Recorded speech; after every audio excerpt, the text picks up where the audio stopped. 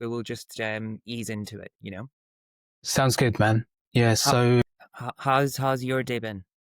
Or week yeah, been? it's been good, man. Present, focused, calm. Been listening to this guy. You know, Eckhart Tolle. No, never heard of him. He's just my main guy, man. He's just like a spiritual teacher. Ah, okay. But he's not like affiliated to any religion or anything. He's just like when I Mm, listen to him though, man, it just it changes how I just am in reality in life. So yeah, the thing that I've been focused on, like the there's like a simple phrase that I've been internalizing, or simple thing that's internalizing, which is give it not to trying me. to do anything to get to the end of it, like, but just doing Mm, something because of it. So like we do it naturally. Like say when we're listening to music, when we listen to a song, it's not like I want to get to the end of the song straight away. You know, we that's want to right. listen to the song, right? I mean, it doesn't matter if we listen to it again. Like we want to listen to it again, but trying to take that into everyday things. So like even when I'm reading or when I'm watching something, I was listening to Eckhart Tolle, and I was like, yeah, I'm just in the space where I don't need to get to the end of the chapter. I just want to listen to exactly what he's saying right now. And then something flips where instead of wanting to get to the end, you don't want it to end. And so Wow. it's crazy, bro. Like I've just been You have to been send me a link. embodying that. Yeah, man. You I'll have to send send that me over a to link. you. You have to send Yeah, me a yeah. link, This you know? this could be a whole other podcast if I keep talking about that, but because there's layers to it, man. There's layers to it. But, You have so to send me a link because I'm trying to get in touch with my spiritual self as well, you know? Um and but I suppose what this guy is trying to say in one way or another that the importance of being present, right? Um 100%. Yeah, you know, the book is his number one book. He was on Oprah. Like his number one book is The Power of Now. I think You know that book. I've definitely heard that book. Definitely Yeah, heard that I book. recommend that. That's like the starting, bruv. Like we'll have another conversation about We'll this do it. outside. We'll do I'll it. voice note you because We'll you know do this has it. been a journey that I've been on, and there's a few recommendations that I could make that would be really useful. Let me show you this, you know? Do you Oh, like my you mug? got the merch. Yes, yes, It's a yes. bit blurred. It's Oh, blurred, is but it? I God, can see it let me says see. dose of health, right? Those of Hell. Yeah, yeah, yeah. I got the merch. That's crazy. Actually, my wife got it. So she was like, you know, you need to look the part. And I was like, wow, I didn't even think about that. So, Yeah, that's a great gift. mm. Yeah, All right, bro. yeah, Let's just start talking about today because I'm so excited for this new this topic, this bombshell, almost a bombshell that's been dropped, you know. And I think it is of particular importance to us because we are healthcare professionals.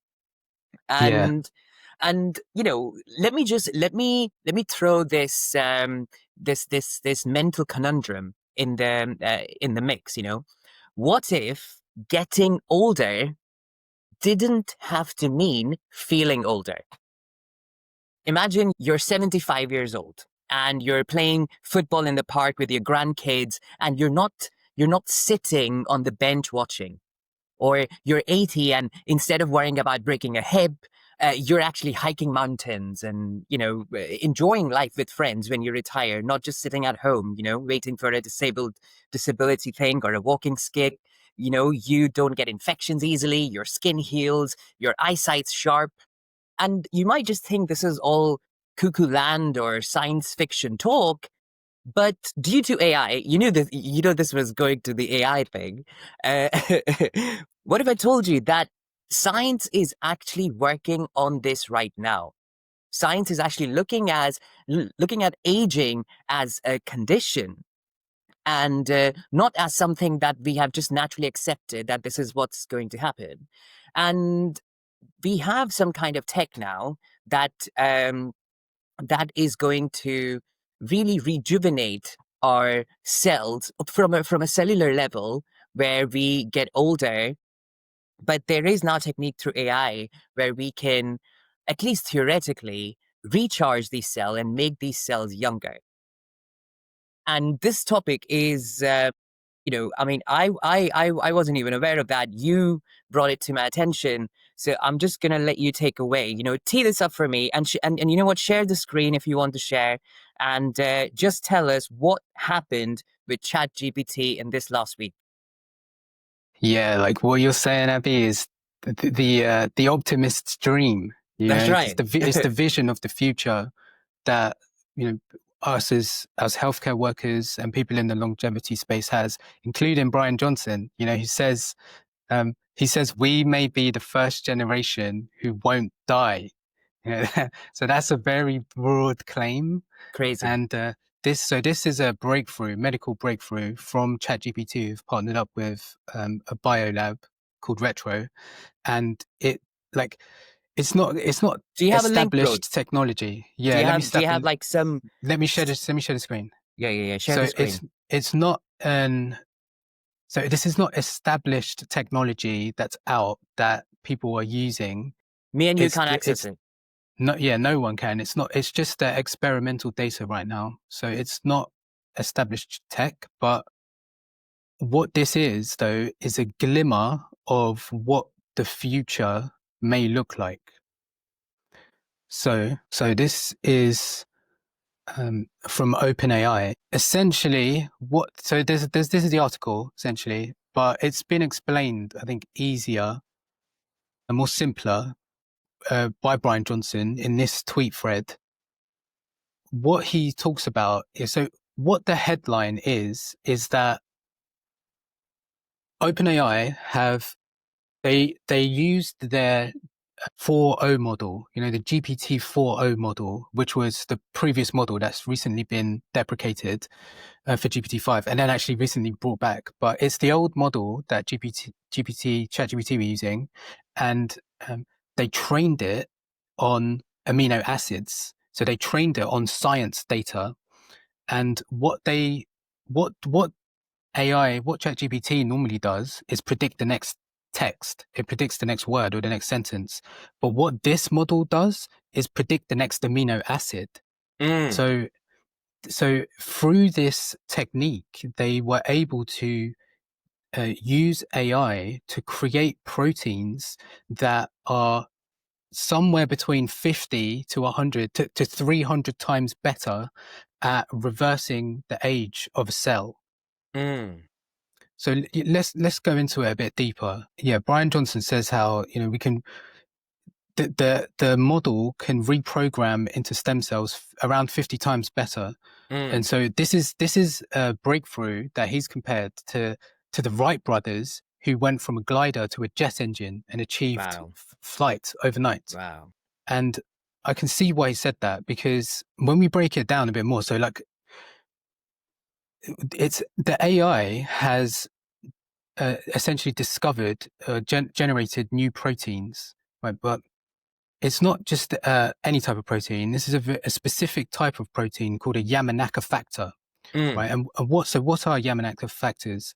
Yamanaka factors are a specific type of protein that can take a cell that we have, so like a hair cell, a brain cell, a heart cell, skin cell, back to a stem cell, back to the original embryonic stage of a cell where it can potentially become any cell. So it's mm, essentially, it can reverse the age of a cell back to its baby stage. mm. Right. And this is established, right? Yamanaka won the Nobel Prize for this in 2006 for this discovery, for these Yamanaka factors. And there's four here, right? And so what they can do is reverse the age of a cell. But the problem is they're very inefficient. So there's a 0.1% conversion, which requires 3 weeks of culture. So what that means is, imagine you have 1,000 cells. If you run the Yamanaka factors through them, only one cell out of 1,000 will go back to its stem cell, and it Wow. will take 3 weeks. So it's very inefficient. So we have this discovery, but our current methods are very inefficient. We can't use it very well to actually establish the aims that we want of reversing, reversing the age of our cells. So what this finding from OpenAI did was, like I said, they trained a model called GPT-4B micro. So they trained it on a bunch of amino acids and used it to predict and discover new proteins. And it went from a 0.1% conversion to around a 30% conversion. So that's an incredible shift. That's Yeah. like 300x. And so this is what the essentially what the finding was. And it's still very early days, but like this the potential of what this could become is incredible because like in the longevity space, there's two main arguments, like there's two main areas of discussion. Like the first one is decelerating aging, which is what we're all about right now, like with Yeah. like diet, exercise, all of these things decelerate aging. But the other side of it is like speeding up rejuvenation. So one side is decelerating aging, the other side is speeding up rejuvenation. And this other side of speeding up rejuvenation is we don't have much like expertise or knowledge in this area. But this finding from OpenAI is now a new glimmer of hope in this area of longevity about cellular rejuvenation. And yeah, and it can start to open the door a bit more into this ideal that we have of completely eradicating all disease. And if you're in the philosophical camp of thinking that aging is a disease, completely eradicating aging as well. There are some Yeah. massive caveats to that we can go through, but that's Yeah. essentially what the finding is. Yeah. It is fascinating. This is a topic that we have been battling, the topic of aging in our field as well, in HIV, where there is this topic that says that it does HIV accelerates aging. And what you're essentially trying to find out is that are you getting the diseases or the comorbidities that that people get as they get older earlier in HIV. So, aging is a huge topic, but we don't really speak about it in real life all the time. Let me try and simplify this Yamanaka factor. So this guy was Japanese. His name was Shinya Yamanaka. And he basically found these 4 proteins called Yamanaka factors. And what they can do is they can take an old cell and rewind it, turning it back into a young cell. And that's what he basically got the Nobel Prize was. So let me give you an example. So imagine an old person who has been on holidays lots of time, loves to, suntan and do all that kind of stuff. And think if we take a skin cell from this old person and it's damaged, it's full of scars, it's got decades of sun and stress, and then you switch these 4 Yamanaka factors on into that cell, what happens is that cell basically just forgets that it's old. It kind of goes back in time. It's like an old laptop and you press factory reset, and this entire thing becomes, brand new for you to use again, however the space you want to use. And that thing is being accelerated through AI. And now people are thinking, oh, can it be done for the skin? Can it be done for the liver? Can it be done for the brain? Can it be done for the kidneys?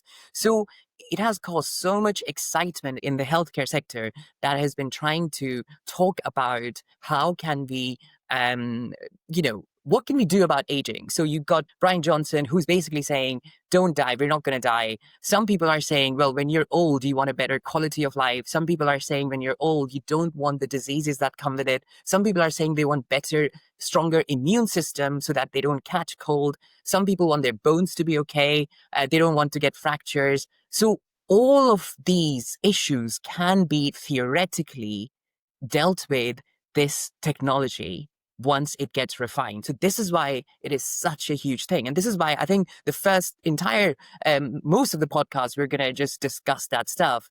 But bro, is there a catch into all of this? Like, are you playing with God here? Do you have any comments on that?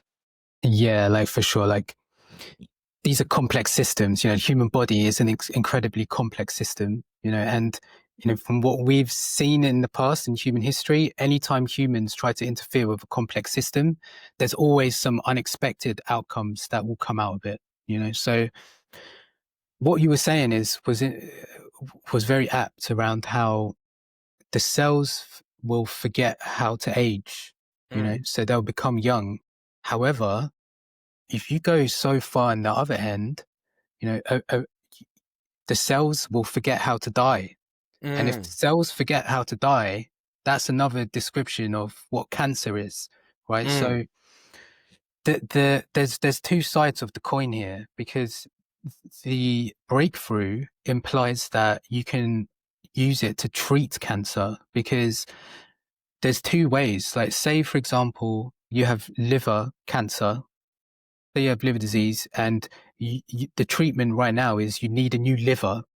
Right now, what we do is take a liver from someone else and have a liver transplant, which is extremely primitive compared to what this finding can present, if it becomes established tech. Because what we could do is, what would make more sense is, if you take healthy cells from your own liver and then use that to grow yourself a new liver, and mm, then use that for the transplant, because it will be there'll essentially be zero chance of rejection from your own body. So that's one thing. But the other thing is,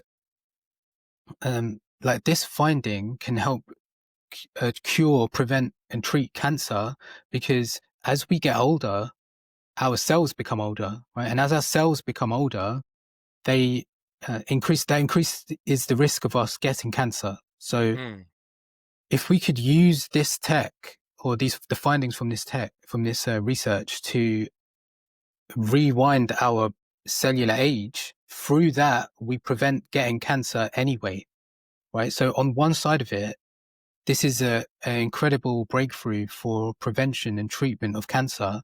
However, we're playing around with a system here that we have never played around with before, and there, there's a risk that if we rewind the age of cells too much, they forget how to die, and that in itself is what cancer is. That is a signal for tumor growth in itself. So yeah, there's still a lot of work and a lot more experimentation and a lot more research that has to go on in this space.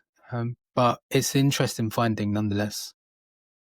yeah. Let's talk about the real world implications of that, Dean. Like, let's just say that something like this does become real and out for masses. What would that mean for us? Yeah, we touched on this, a bit more. It's essentially this vision that people in the longevity space, people in the AI health space, have, of being able to eradicate all diseases. And it sounds mad, it sounds mental, but I can see it as being an aim that is possible to achieve at some point in the distant future. And so, what I find really interesting about this, even though the reason why we're talking about this is because it shows with AI that, when we think about AI solving all of these health problems and all of our health issues, it's there's a vision of where in the future it would just be like, okay, AI has solved cancer, AI has solved diabetes or whatever. It can reverse all of these illnesses, and we're not we're not there yet. But where we are at right now is AI making breakthroughs in very niche areas of health, like this one. So it's not like this broad breakthrough that's common knowledge, but it's in this very specific field of knowledge, which is where we're beginning. And yeah, so that's how I see it. Exactly. I remember, like, when I was covering healthcare of the elderly ward, and there was a patient who had like 5 or 6 comorbidities, and he was clinically obese as well. And I was just walking past his bed, and I was asking him, "Sir, is there anything you want?"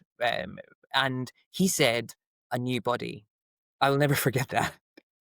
He Yeah. and then he joked and he laughed about it. He just said, and this is like, man, at least 10 years ago, but it really took me back to that gentleman. And dare I say, if somebody asks me this question again, I might just say, well, hang on for another 10 years, or Yeah, if you can 10 just or don't 15, die. Yeah. 10 or 15 years, and you never know. now we can, it doesn't even, it's not even going to sound that we're crazy because there is like theoretical proof. And Yeah, I mean, it is absolutely fascinating. Like, yeah, is there any particular, like, a burning topic for you in particular, Dean, that you want to carry on talking about? yeah. There's a few extensions to what you were saying that have come up for me. Like, have you heard of Aubrey de Grey? Do you know him? No, Aubrey de no. Grey. He's just one of the cult heroes in the longevity space, and he believes that we can completely eradicate disease and aging, and um, yeah, we can reach something called longevity escape velocity. You heard of that? Longevity Never. escape velocity. So this is the idea that we can get to a point in science where, say, like, if we live for 1 year, science can make us live for 1.1 years. So Mm, essentially, we will be able to eradicate aging because scientific techniques and developments will get so good that um, we hit this escape velocity. So in physics, escape velocity is like the fastest something can move when it's falling down, right? Very simply, I think so. Anyway, like that's what I remember from school. But yeah, it's this idea that we can um, live in a way that even though we're aging, science is making us live longer than um, the limits for aging now, if you know what I mean.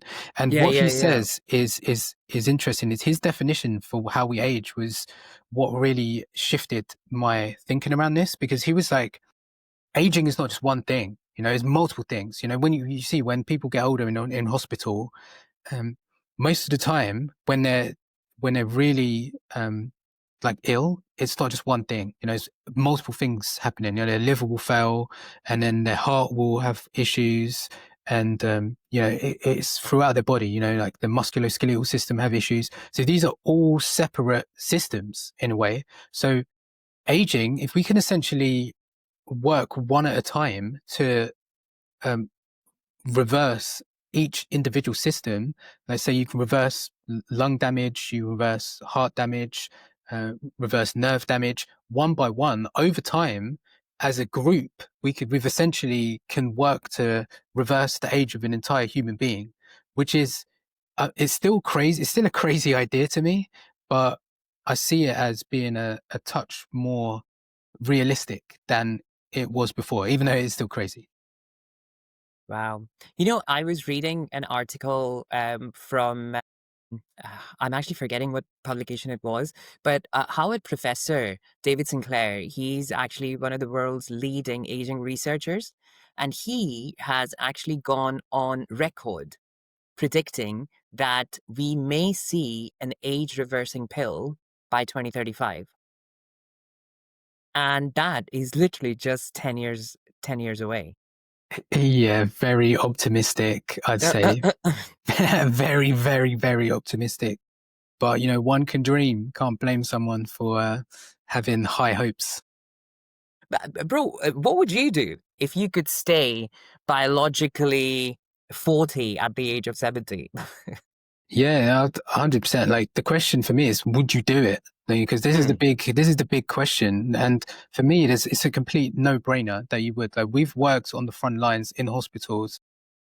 It touches on this other question I was going to ask to you essentially, which is, is aging a disease?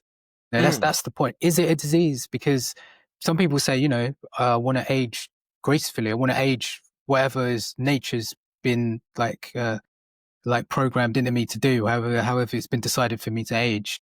But then, people will still want to exercise and have a good diet, which is essentially a biohack in a way to reverse aging or slow down aging.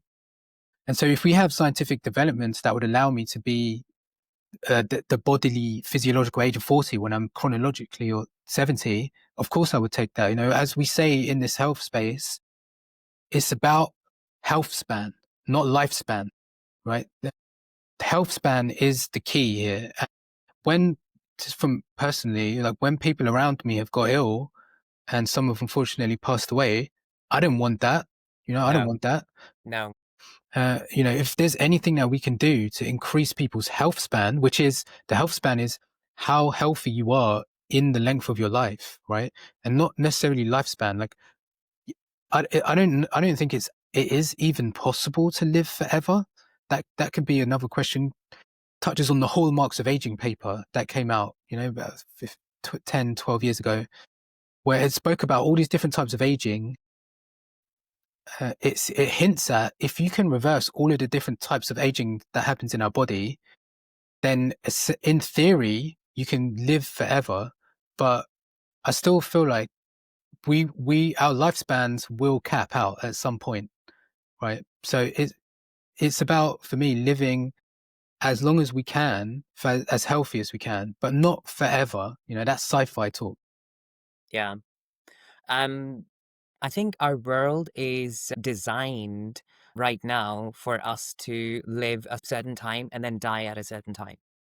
Like think about what's expected from us when we're in our 20s and our 40s and 60s and 70s. And I think it might just take a huge tangent to the right if we just say, okay, what happens when you lift everything off? What happens if you start to go to university at 75? You know what I Mm, mean? What would happen if you can actually have kids when you're 90?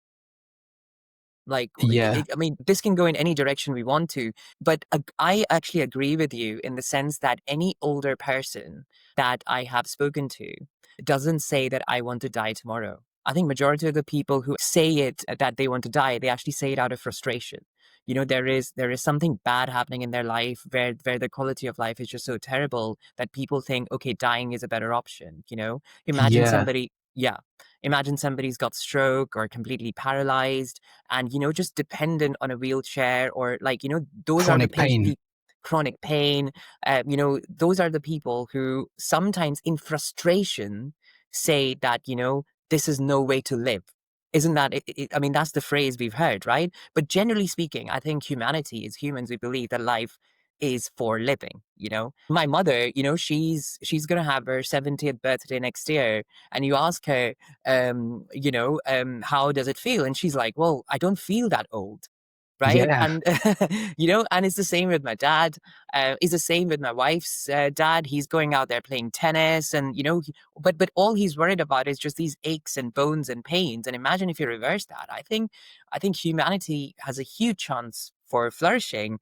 But here's another, okay, spiritual question for you, bro, or philosophical. Does living longer, do you reckon, will make us happier? Or could it create new problems? that's a really good question. That's a really, really good question. I think if individually, I think it will be great. Like what you're saying about how, imagine you can go to university when you're 75. Like it means like individually, our dreams aren't as time bound. They open up a bit more.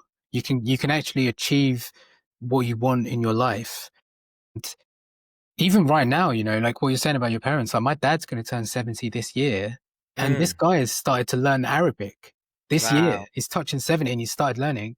And then I actually saw something that said that an experiment that said that neuroplasticity has been observed and measured in people who are in their 70s. So Wow. it's proof already that the human Wow. brain can learn even in old age, right now, even. Um, so yeah, I think as an individual, we'll all say, yeah, it will make our life better. But then when we look in the bigger picture, if there's, like power structures that are in place that are not serving humanity, that could just extend that for longer. Like That's true. when we think about aging as a cycle in nature, like imagine if the leaves never fell from the trees, and Mm, never they would eventually, it's like there's a risk that they would become like infected, with like bacteria, whatever. The tree would become ill, but then it would never die. But then, yeah, it's how I'm thinking about it. It opens up the door. It's more spiritual in the sense of like we need, as humans, civilization needs to go forward, and right now that's just been happening through the cycles of people dying, and the young people becoming dominant and then leaving Earth again. And so does that get affected? You know, who knows? Yeah. I think this is exactly why Bryan Johnson compared that to the Wright brothers' invention, because it is going to be a societal shift. Imagine a 70-year-old taking part in Olympics. Yeah, yeah. We're not used to that, right? We're actually not used to that. Imagine some guys powerlifting. Bro, for sure. I mean, if you're going to ask an individual a question, what do you think about society, societal impact? People are going to give you this nuanced answer and, okay, these are the pros, these are the cons. But then ask them, would you take it? Yeah. And everybody popping that pill. Everyone will be popping that pill, Even if they say no, I just feel like when it Exactly. actually becomes time for them, they're probably Exactly. like, give me the pill. Exactly. It is. I mean, it's nowhere even near, but the analogy is very similar. Think of the amount of people who are actually talking about GLP agonists, the weight loss drugs. And this entire thing, you have people who are incredibly anti-GLP drugs and people who are incredibly pro-GLP drugs. And people come up with so many studies, people come up with so many reasons and rationale, and it all sounds amazing and it all sounds brilliant. But, at one point we had to look at what's happening in the real world. And the reality is these drugs are always out of stock. Diabetes patients are not getting this. These drugs are out of stock. The prices have gone up to £300 a month or whatever. People are still paying for it. And that's the reality. People will take chance. So if you are morbidly obese and even waking up and getting out of the bed to go to the toilet if you're out of breath, try and tell that person, oh, think about the risks, right? They don't care. Nobody will care. And this is what it is. Like every single person who is of certain age, I don't know. I mean, it could be, take a pick, 65 above, 75 above, 85 above. Boy, if you tell them that I'm going to add 20 more years to your life, 10 years more to your life, and all you have to do is take this pill, are you telling me people are going to say, no, no, no, no, let nature do its thing, Yeah. What you're saying is interesting. The reason why people are taking Ozempic is to increase health span. At the That's end of the right. day, that is the ultimate reason. So we're already doing it now. That's right. People are taking GLPs to reduce weight. We're already doing it. So this is just a natural extension. But just because the tech becomes inconceivable means that people have a resistance to change, and it's scary in a way because there are risks. There are risks because even what you're saying now with GLPs, it's indicated for morbidly obese people. They'll get prescribed it by the doctor, but that's not what we're seeing actually happening in real life. There's people who are not morbidly obese; they're just slightly overweight that want the quick fix to reduce weight, and then through that they're purchasing the GLPs to take that. This can extend, say if we have, I can understand the fears around the future, because if we have technology that can reverse aging, we'll say, okay, at the beginning it's for people who have cancer, and it's for people who have dementia, and we can reverse their brain age, reverse the cancer. Then that's obviously it's not going to stay like that forever, is it? There's going to be people who are essentially healthy, but like slightly aging or slightly ill or have slight deterioration of their functions, and they'll use that to reverse it back to the younger age, essentially for cosmetic reasons, not because of there's any actual serious health issues, essentially for cosmetic reasons. And the cost involved is going to be insane. When it comes out, it's not going to be costed in a way that anyone can have it. It's obviously going to be something that's very expensive that only certain people can have.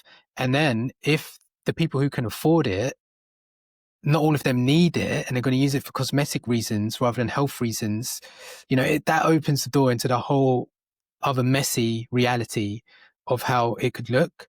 I still ultimately think that it's worth it to explore. These are just unfortunate social economic consequences that we have to work on as new problems, but I think it'd still be worth it.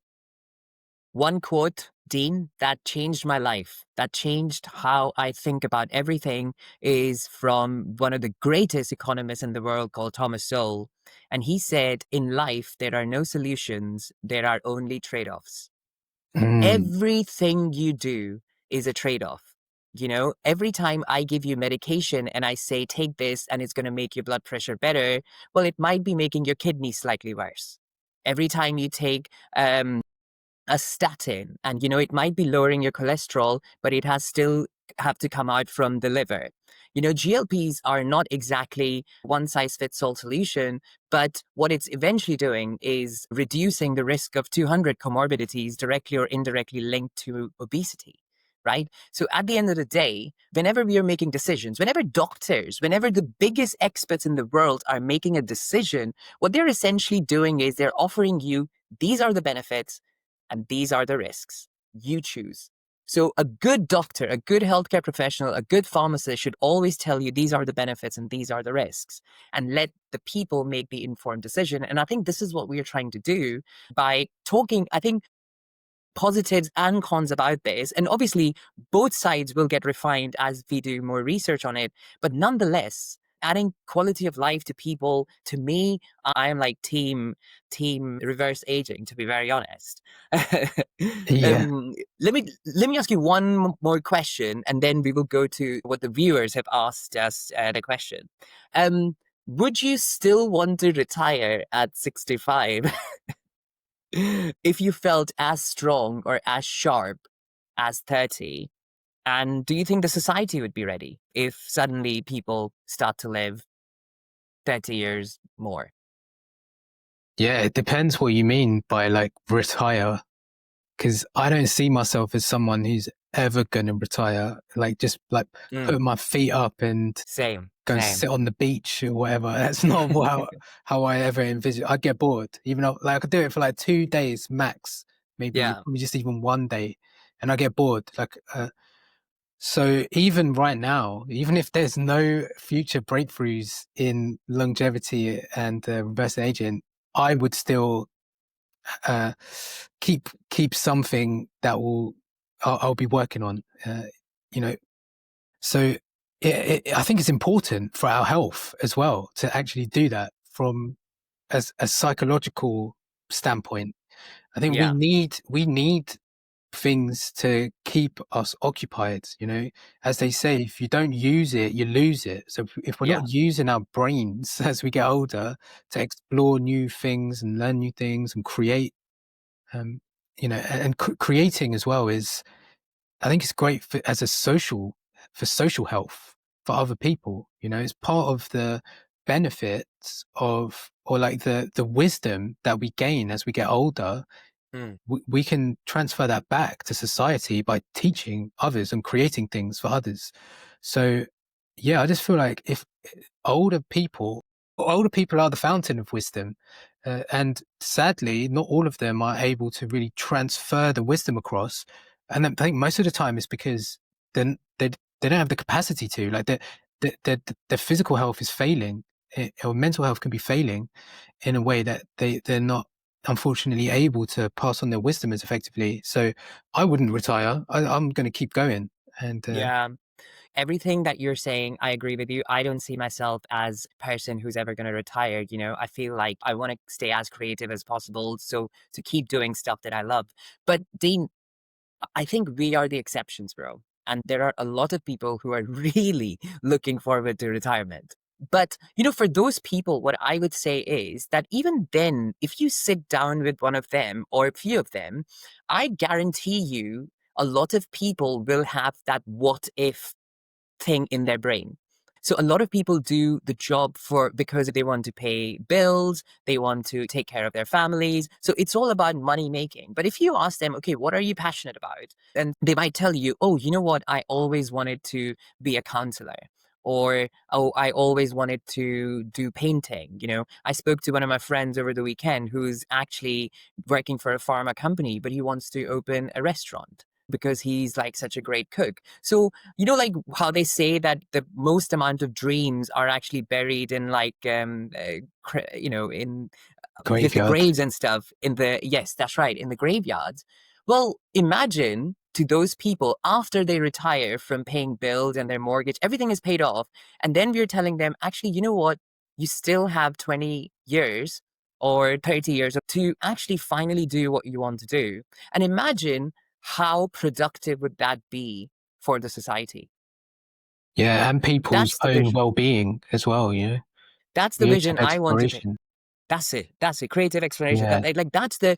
I think that's the point I want to leave the audience with, to say like, what would you do when most of the people who are in the wrong job, or wrong job as in they don't like it, but they're doing it for the sake of doing it, and they haven't followed their passion because life came in the way, responsibilities came in the way, but now there's a possibility that you will get an extra 20 years to take care of your dream. Like, what would you do with those 20 years? That's a question that I would love people to answer. Make sure you answer it in the comments, and let us know, what would you do when if you get suddenly 20 years of your life, and all your responsibilities are done. Your kids are older, your house is paid for. What would you do with those 20 years? that that to me, I think it would be very interesting thought. Um, right. Our audience, we asked them to send us some questions, and we got a few bangers as well. I Okay. don't know how many of those we can go through, but let me try and see if I can try and find out some of them that are going to be more related to what we've discussed today. So, okay, one of the question is that, will AI cause brain rot for healthcare staff in particular? What do you think about that? Yeah, that's a good question. I don't think so. It's like when technology got introduced, like say when the stethoscope got introduced, and doctors were no longer using their knowledge to manually measure blood pressure, heart rate from people. Did that make them dumber?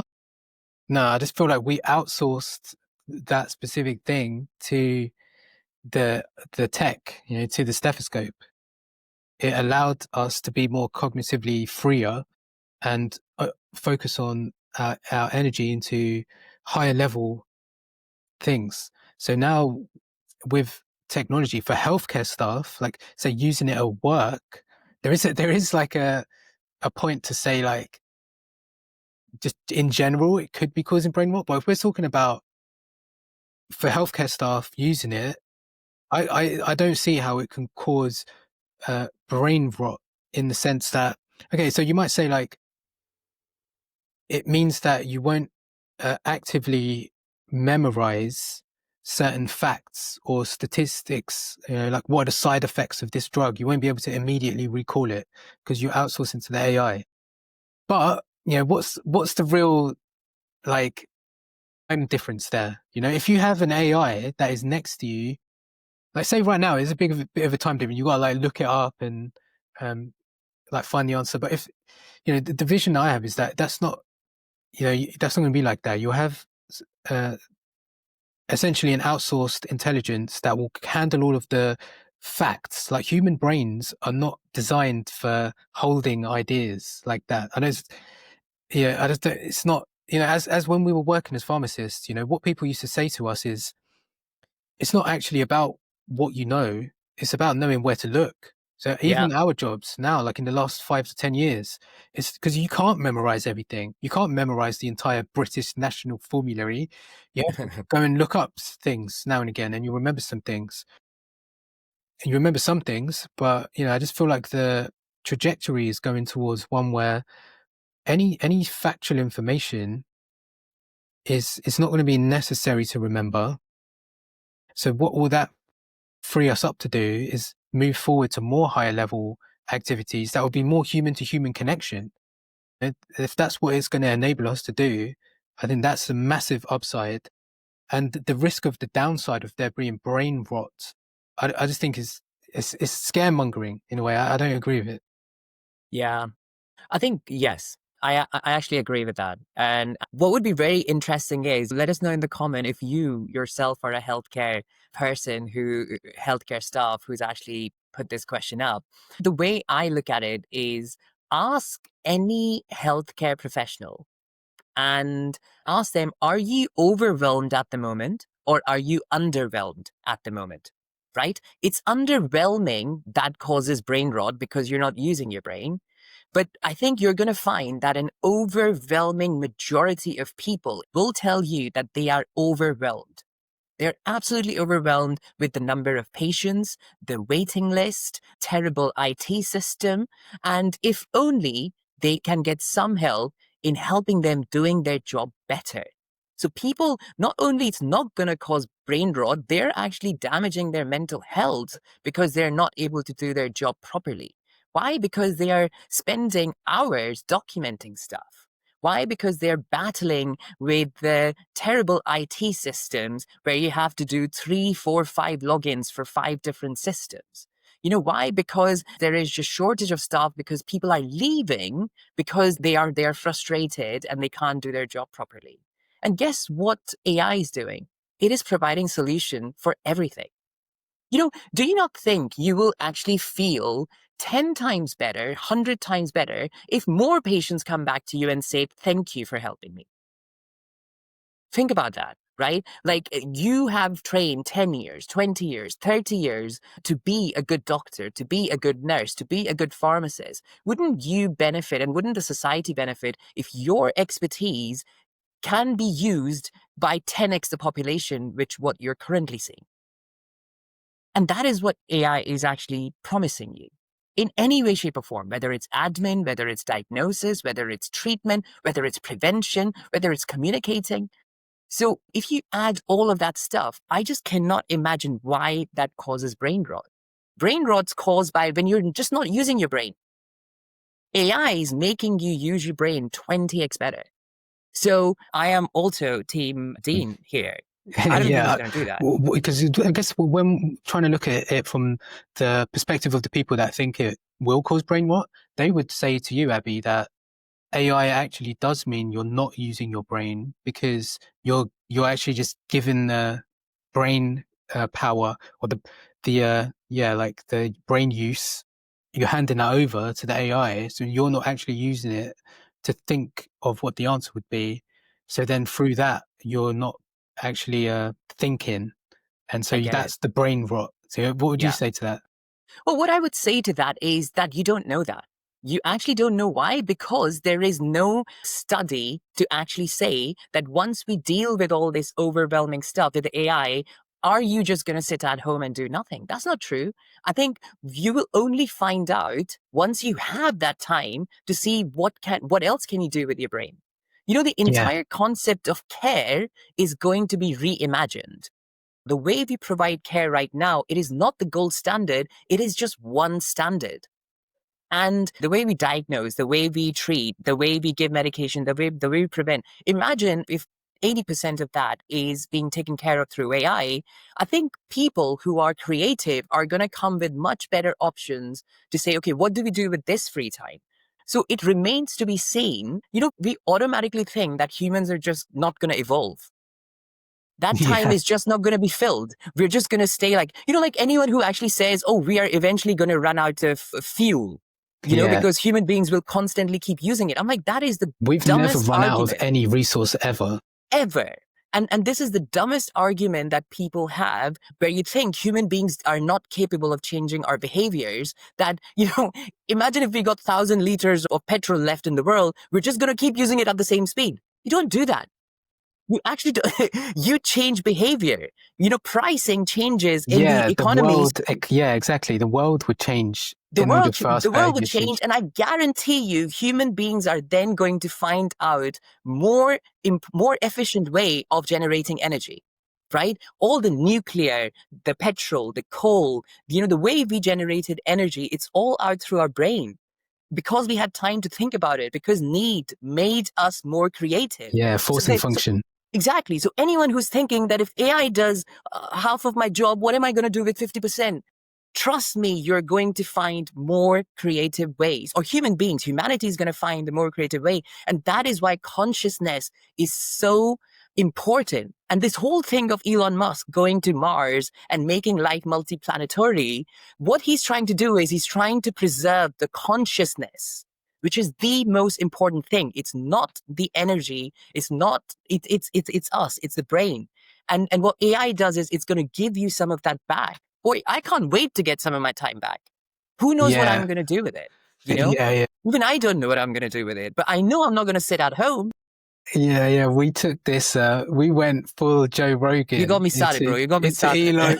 No, I 100% back you, man. Like what you're saying about consciousness. That's just like, it's just it's on just on the high level of just life and the reason why we're on Earth. But taking it back down, like to that individual level, like what you're saying is, I just feel like when we're thinking about this idea of brain rot, and people are like, oh, it's giving us brain rot, I'm not going to use the AI.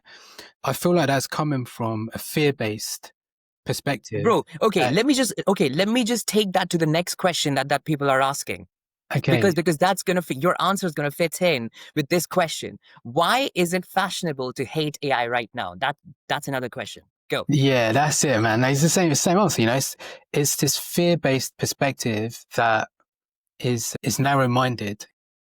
When we are in fear, it's been physiologically measured. Things happen in our body. Cortisol goes up, stress goes up, our view of time narrows.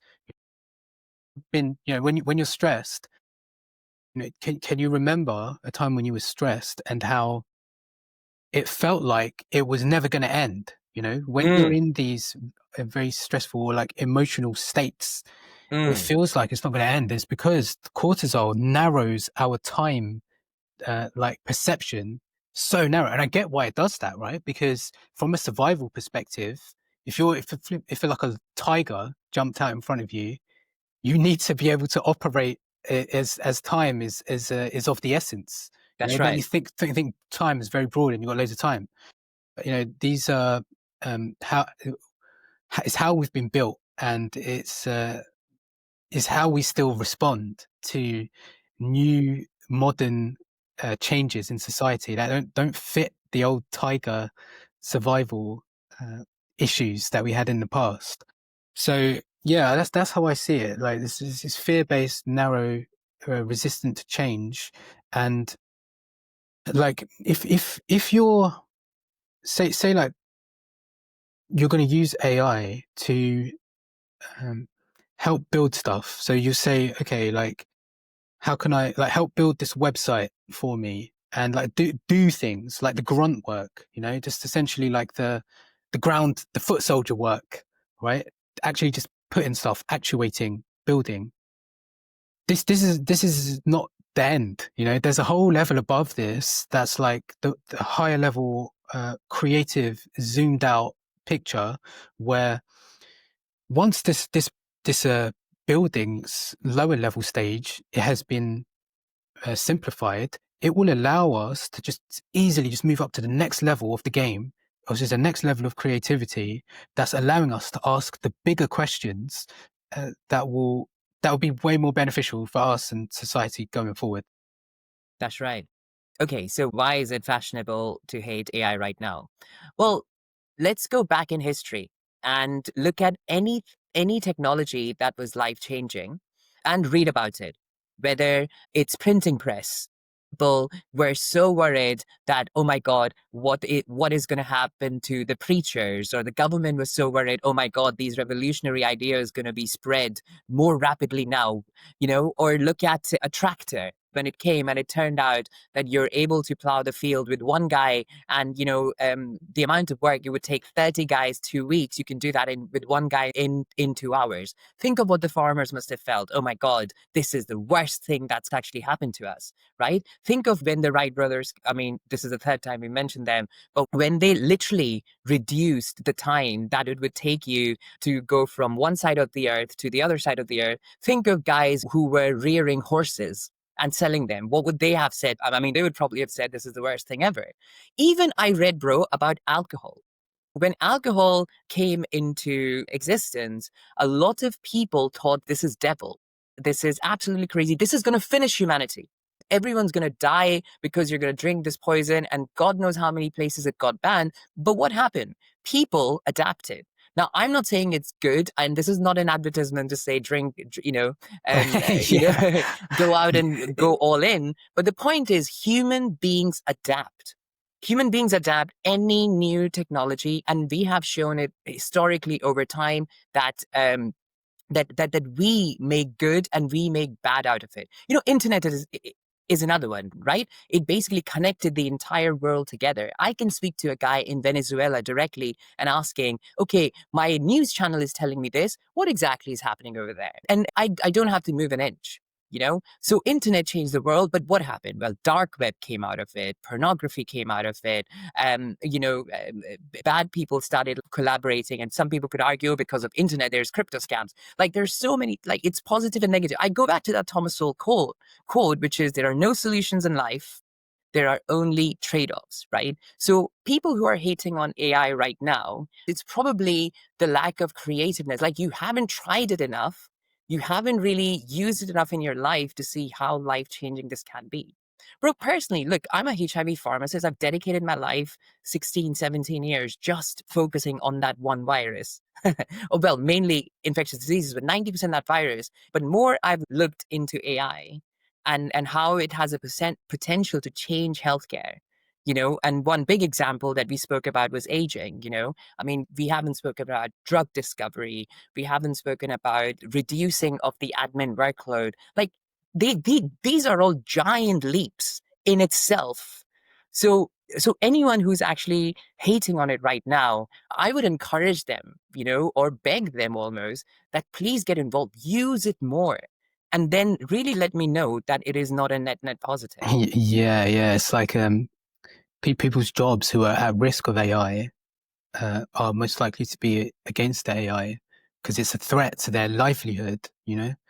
And it's like, when people see us, just they go on ChatGPT and just see a search box. That's it. It's like, damn, what do I do? Like, what do I even put in here? And so it's been opened up to a point now where the potential that it has is effectively limitless. What you can put in, and yeah, it's powerful, man. Boy, It reminds me of what you were saying as well, actually, around that quote. It reminds me of something that Alex Hormozy says, where he's like, every solution will create a new problem. And then that That's right. problem needs a new solution. And then that solution creates a new problem. But the aim is we try and minimize the downsides and maximize the upsides every time we go through these cycles of solutions and problems. Every new, like AI is a new solution to like a ton of things, nearly everything. And that's obviously going to have new problems that come out of it. But I still think that the world is going to be a better place, and we're going to be better individually if we use the technology, because the technology itself, it does not have an agenda. It's not good or bad. Yeah. It's the people who use the technology, right? So the technology itself is neutral. So if we can use it to maximize the best out of ourselves and minimize the downsides, then that's how I see AI. That's how I'm seeing all technology and moving forward as a society in a better place. Same, bro. Same. Boy, this has been another one, I think most explosive one so far. Because it Expand it really, out. yeah, it got both of us a bit fired up. And actually think, and this is the power. This is the power of AI in healthcare. And I am really very excited. Guys, keep sending us your questions, and we will pick 2 or 3 depending on the time, and we'll try answer as much as we can to give our honest opinion. And let us know in the comments, what did you think about today's episode? And what do you think about aging? What does aging mean to you? And what would you do if a single pill or some technology will give you 20 years of your life back? What would you do with that time? And we'll leave you with that thought. So it's me, Abby, checking out. See you next week, folks. Take care, Dean. That was great. Yes, please.